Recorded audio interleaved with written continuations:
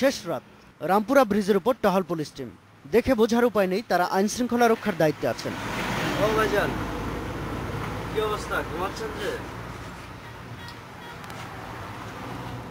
হাতির ঝিলে রীতিমতো আয়োজন করে ঘুমিয়ে রাত কাটাচ্ছিলেন রাতের ডিউটিতে থাকা পুলিশ সদস্যরা। বনানী পুলিশ ফাঁড়িতেও একই দৃশ্য। অপরাধ প্রতিরোধে দিনের মতো রাতেও পালা মেনে দায়িত্বে থাকেন পুলিশের সদস্যরা। নির্ধারিত এলাকায় টহল দিয়ে নাগরিকদের জীবন ও সম্পদের নিরাপত্তা নিশ্চিত করতে এই ব্যবস্থা রাখা হলেও রাতের বেলায় ঢাকার অনেক এলাকাতেই পুলিশ ঘুমিয়ে কাটায়।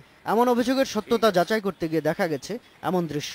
এটা গ্রহণযোগ্য নয় বলে জানালেন পুলিশের এক ঊর্ধ্বতন কর্মকর্তাও।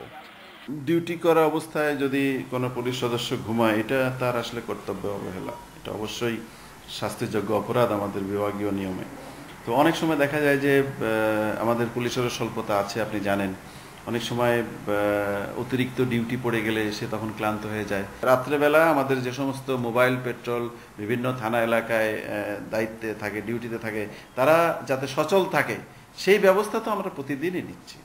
পুলিশের পরিসংখ্যান বলছে গত জানুয়ারি থেকে জুন মাস পর্যন্ত 6 মাসে খুন, ডাকাতি, মাদক, অপহরণ, নারী নির্যাতন, শিশু নির্যাতন সহ বিভিন্ন ধরনের অপরাধে মামলা হয়েছে 5749টি। তবে এসব ঘটনার প্রকৃত সংখ্যা আরও অনেক বেশি। এছাড়া এই হিসাব থেকে বাদ গেছে ছিনতাইয়ের মতো অপরাধ, যার বেশিরভাগই ঘটেছে রাতের বেলায়। শাহাদাত স্বপন, ইন্ডিপেন্ডেন্ট নিউজ, ঢাকা।